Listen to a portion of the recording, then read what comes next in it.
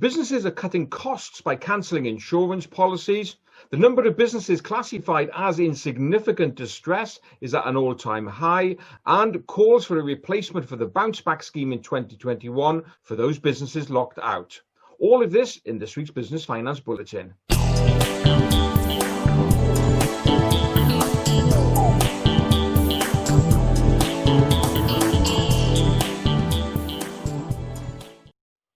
When times are tough, naturally, every business owner should be critically looking at their costs. They should be taking a long, hard look at all of the costs incurred by their business. Now, I've been a great advocate over the years that every few months you should be reviewing your bank statements and looking at each line and asking yourself, is that a nice to have cost or a must have cost? Some interesting research has been released by Premium Credit, and they found that 51% of business owners have already cancelled some form of insurance policy. Now, what risks are business facing by doing this? And more particularly, what policies are they cancelling? Well, the research found that 26% of them have started cancelling their employer's liability insurance. Now, some of them may have shedded staff and therefore they don't need that cover anymore. But if you have got employees, you really are taking on a risk. So think twice about cancelling that cover. The next one, 23% of them, surprisingly, are cancelling property insurance. Now, for many businesses, if you own a property, this is a significant asset and a component of your balance sheet. And you are running great risks if you decide to cancel your property insurance. Next up, 22% of them are cancelling their professional indemnity insurance. Now, it's in times like this that industry experts and consultants will be called upon for advice. And so you really need to protect yourself in case one of your clients decides to go against you and claim for advice which they deem to be wrong. This is where your professional indemnity insurance comes in. So whilst it's always a good idea to review your costs, make sure that you are actually cancelling the right type of cost and not leaving yourself unnecessarily exposed.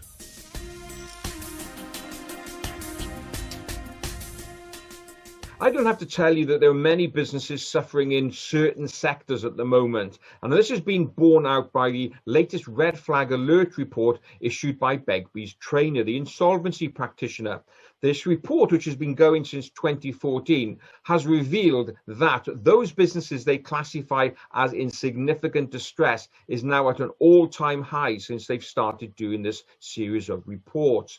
The firms that they classify as in significant distress, or essentially on the brink of collapse, now stands at 550,000 firms, and that's an increase of 6% between Q3 and Q2. We can see those distress levels are starting to increase. Now, this has been borne out also by research from Lloyds Bank as part of their monthly business barometer series. They've seen confidence levels recently fall for the first time in 5 months, and naturally this is on the back of all the new regional and national lockdowns which are now beginning to happen. So it's tough times out there, so we've really got to be mindful of what we are doing going forward. And my key message, as always, if you find yourself in this position of kind of financial distress, please take the appropriate advice. You never know, there may be help out there to help you see you through these troubled times.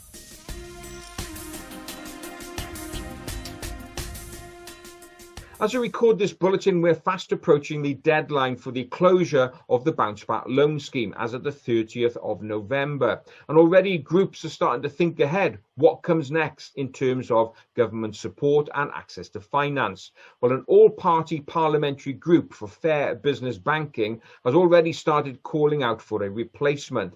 Now, this group's concern is that they estimate there are 250,000 businesses who have not been able to access a bounce back loan because they didn't have a business bank account. Now, they estimate that there's only one bank that at the moment will open a new business account for the purpose of applying for a bounce back loan, and that's Starling Bank. All the other banks have said they cannot cope with volumes and so are not accepting new business accounts. And as I said, the group estimates about 250,000 sole traders who've been operating through personal accounts have been locked out of business bounce back loan schemes.